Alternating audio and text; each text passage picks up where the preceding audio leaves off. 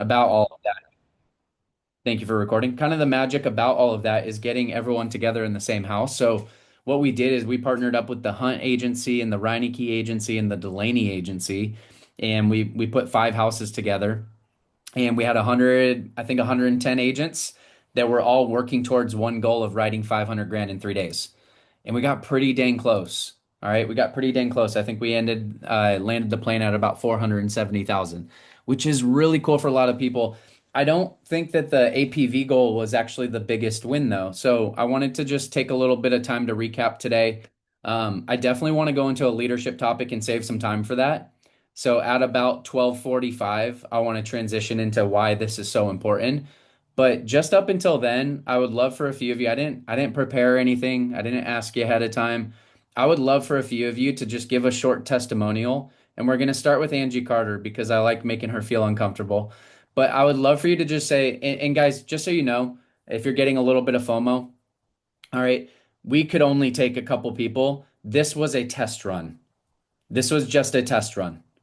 All right, we're gonna do one as an entire agency. I can't spill the date yet because my wife and I are still figuring out what date that's gonna be. We have 2 months in mind. Okay, we're gonna do this as an entire agency, but we had to test run this event to figure out cost, to figure out logistics. Angie, we had to feed everybody too. So we had to figure out food. The carriers came in and they paid for the meals all day.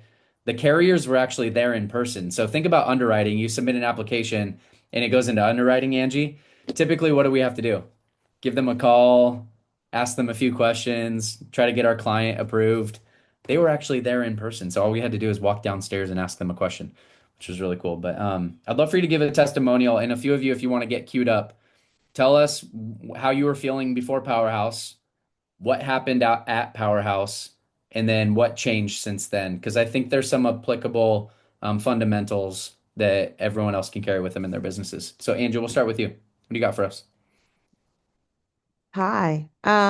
So yeah, before Powerhouse, I don't know how I like was really gauged before Powerhouse. I was just like, you know, getting the work done. I think going to the Powerhouse and seeing like other people work or like how they maneuver different situations.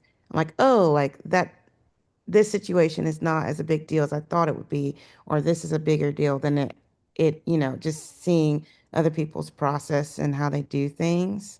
And then like having the carriers there was amazing. And like the lead guy, like being able to be like, go call them like when I need to. And even with the reset was really nice because you know, he was right there and I could be like, hey, and then as well with everyone else, like I didn't have to like call or try to text somebody. I could just like go breathe down their neck and be like, hey, I need your help. And so like that that was beneficial. Um, and just having like support on hand, I think was really helpful. And then we did a couple of like breakouts in the morning, like one breakout a morning.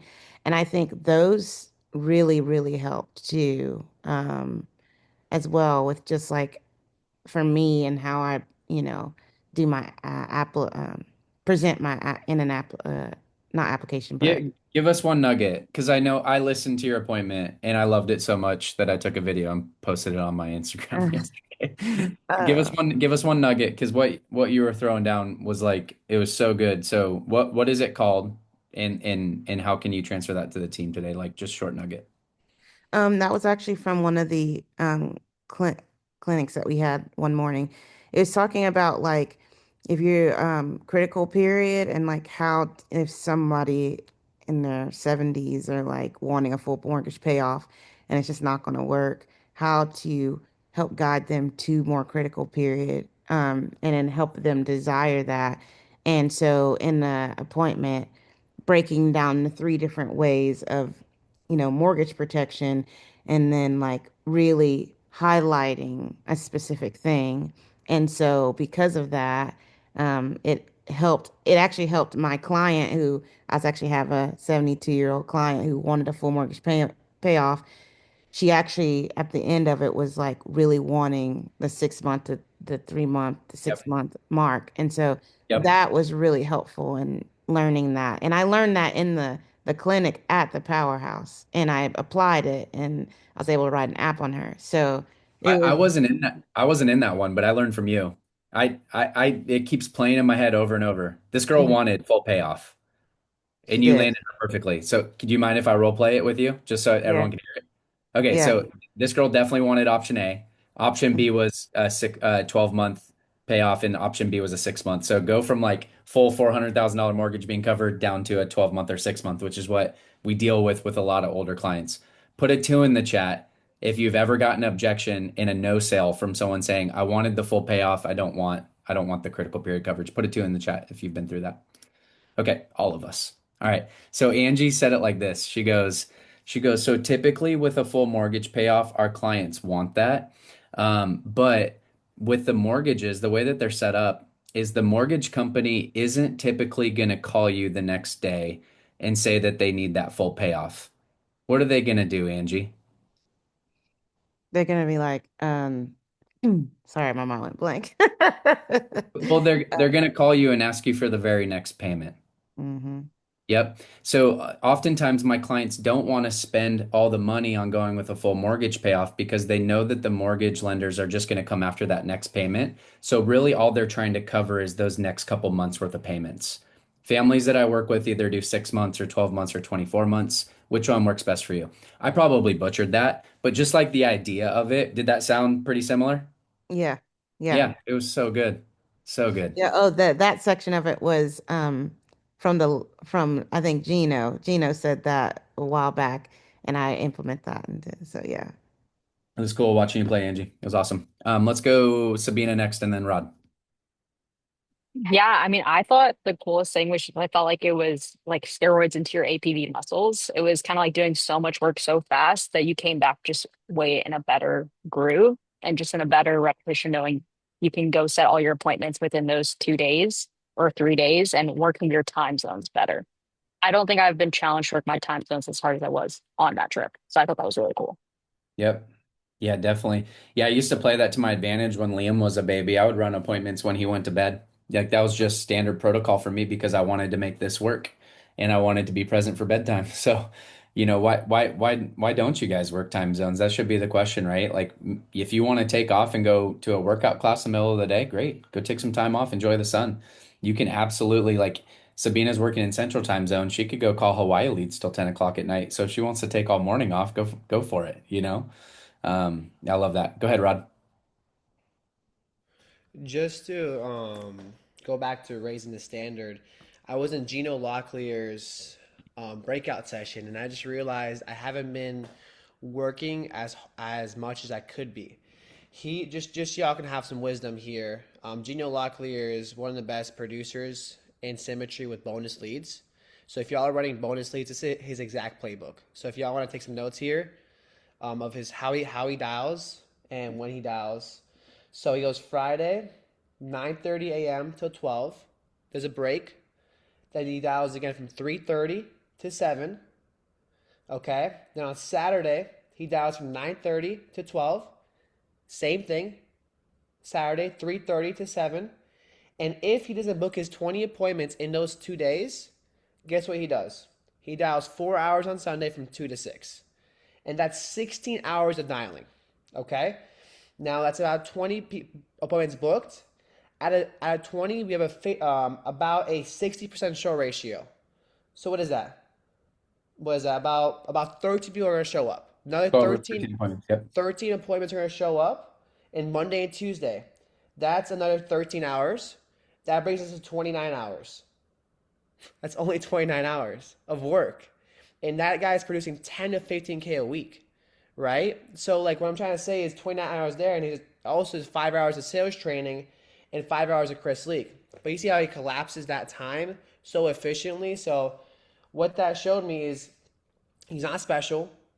He knows his numbers. He has a 50% close rate, and he's running the same play week in and week out. And then from there, he's consistently training. So, if y'all could take something from this, is like collapse your time, be intentional. That way you're, working more when you're working instead of having such long periods of work sessions where you're doing a whole lot of nothing. Yeah, and I'd rather do that over a 3-day dial period than have that go 6, 7 days. Like just do a little bit each day. Like that's just me. I'd rather collapse the time. That way I'm not, spanning those 29 hours of workout over in, 7 days. You can get it done in 3 or 4. Yeah, I love that. Why work on the weekend? Yeah, people are off. I think Friday, Saturdays are the best dial days. When is it a good time to dial, guys? Anytime. Like anytime you have. But yeah, Friday afternoons and Saturday mornings are typically the best for pickups. So if you want the best chance at getting hold of somebody, those are good times to focus on. Who else? Jake Schaefer?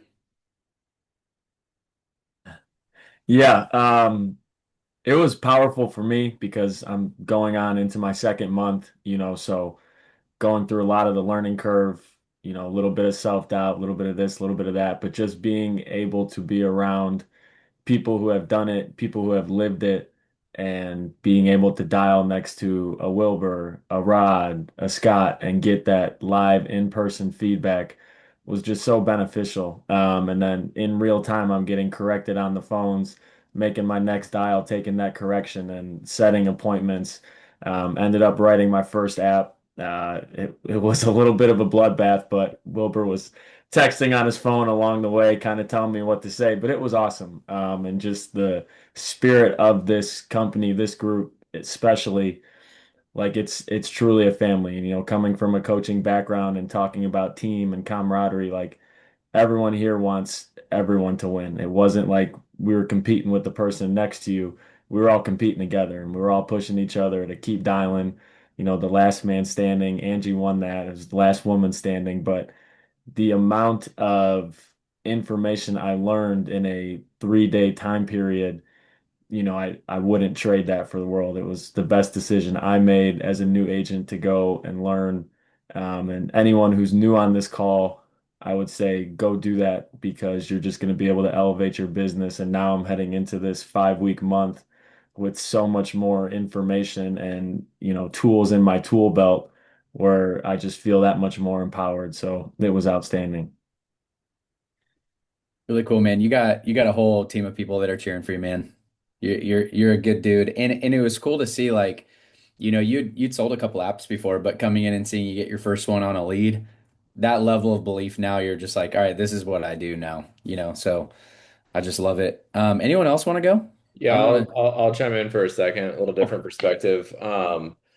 If anyone was on the accountability call this morning and talking about proximity and like getting around the right type of people, those were three completely different agencies combined, for one common purpose and to see how different people move. And that's the beauty of this business and the autonomy that you have to be able to take what somebody else is doing and perhaps implement it into your own processes.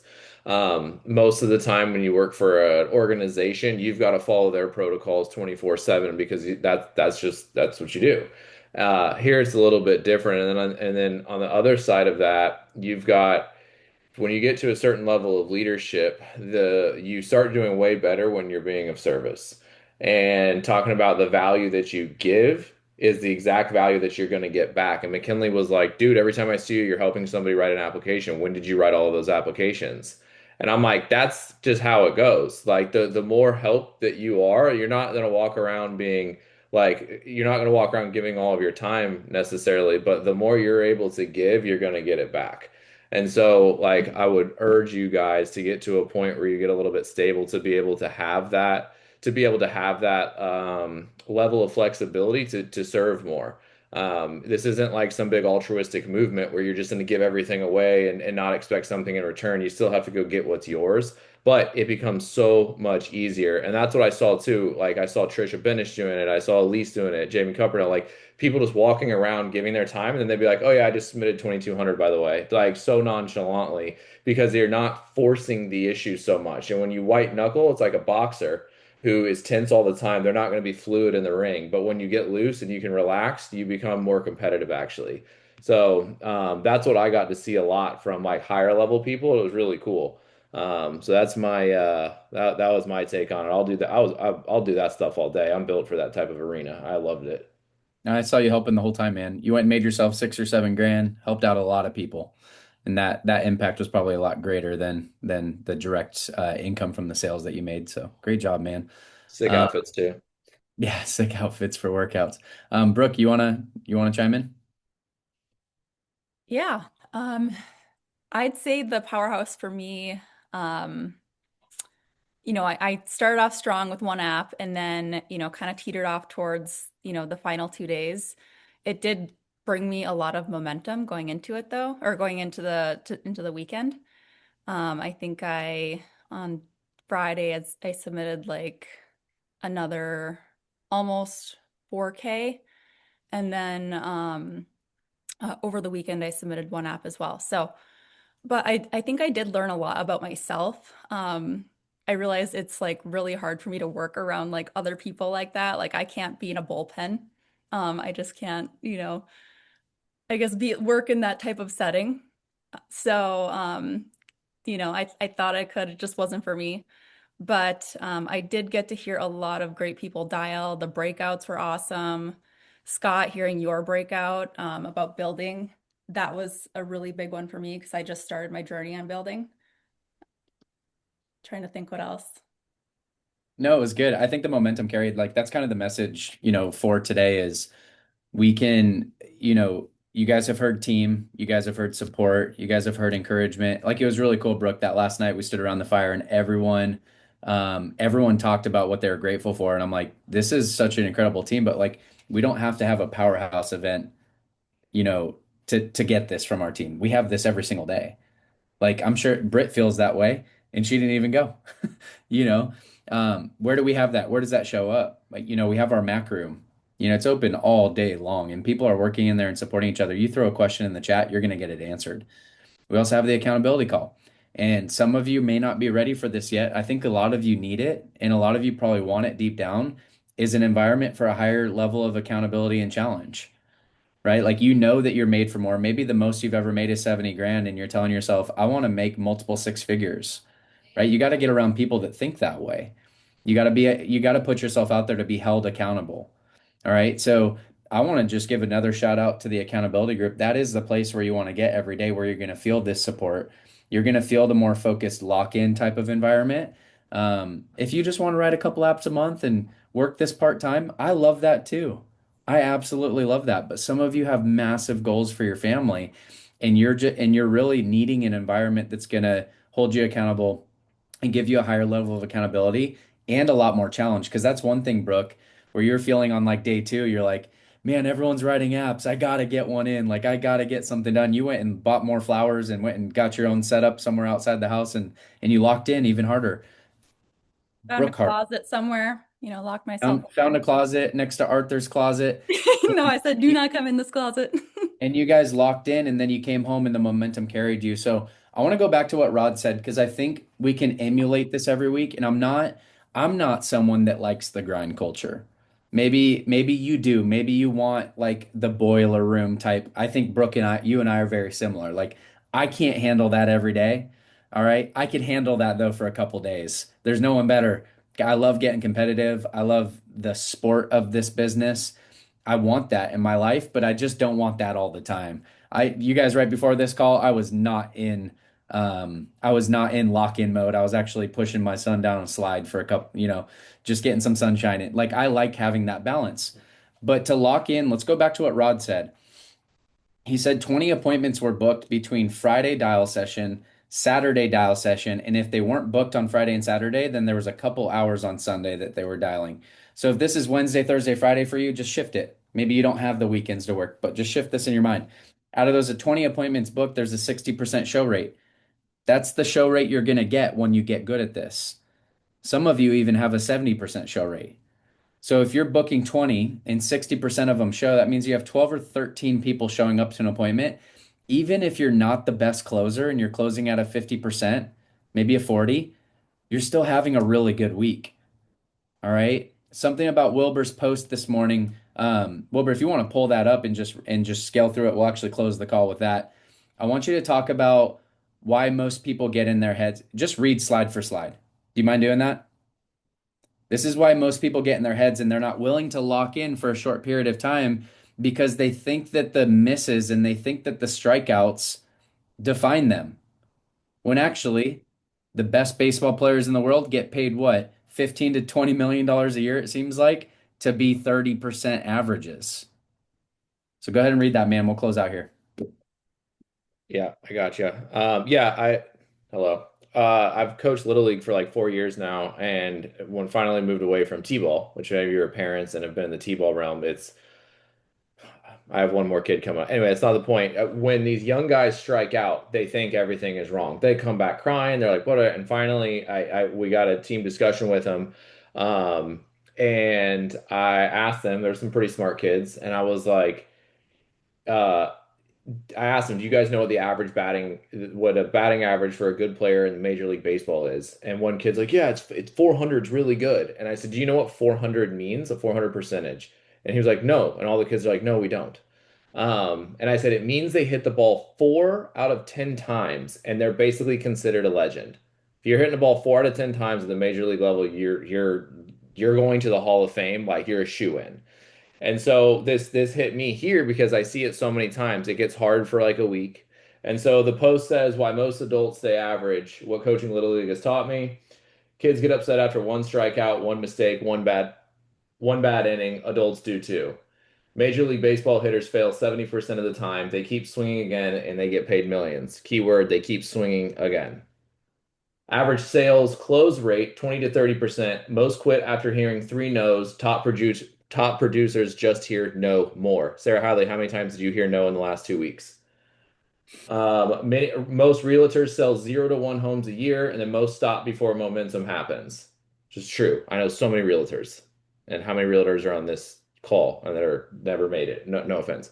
Why do you get frustrated when it's not perfect? Because you expected growth without friction. That was never the deal. Stay in the game. Same thing I tell our players. We don't lose, we learn. Lose enough until you learn to win. So, like, failure is just part of it, losing is part of it, but it's all education. And then you implement. Yeah, no doubt. Yeah, I saw Sarah's comment there. She got told no 871 times. That's probably a little bit of an exaggeration, but she got told no a lot. Okay. The girl's making over 25 grand this month by getting told no for a living. That's not a bad gig. All right. Because the percentages show a lot of them do end up saying yes when you get enough at bats. So, yeah, guys, thanks for sharing. All right, I had a topic planned for today, but sometimes you got to pivot and roll onto this. This was good feedback for the rest of us. We're going to do this again as a team, as an entire master agency, but we don't need to wait until then to put ourselves out there, get around accountability, get into the Mac room around other people, because the overwhelming feedback I've gotten from this event was I just love the people on this team and I'm locked in. So we have a really good environment. It's not like you're joining a baseball team where everyone doesn't like you because you're the new guy. Like if you're new here, we want you to win. You'll see people at every level of this business jump in to help you. So you just got to put yourself in the batter's box enough times to get enough yeses to win at this. And the averages are pretty on point. You got 50% of the people that show up to appointments and 50% that buy. You're going to make somewhere between $900 and $1,200 per policy that you sell on a mortgage protection policy. So write your income goal down for May right now on the piece of paper in front of you. Write your income goal down. And I want you to work it backwards. Okay? Here's how you do it. Let's call Angie. You got to do it too. I'm calling you out. Sorry, All I right. was delayed. Yeah. You're good. All right, so let's say it's 15,000 and you get paid about $1,000 per policy that you sell. Let's say it's 8,000 and you get paid $1,000 for every policy you sell. All right. Who wants to work through these numbers so I can teach everyone else how to do it? I do. Okay, cool. What do you want to make this month on your own pen? 15K net. Okay, so 15K, 15K. let's Yeah. call, let's say let's say that you have like a 80% issue rate, so I'm going to buff this up a little bit. Let's say that you need 18 policies to issue. Okay? 18 policies to issue. How many appointments do you need to sit on to close 18 policies?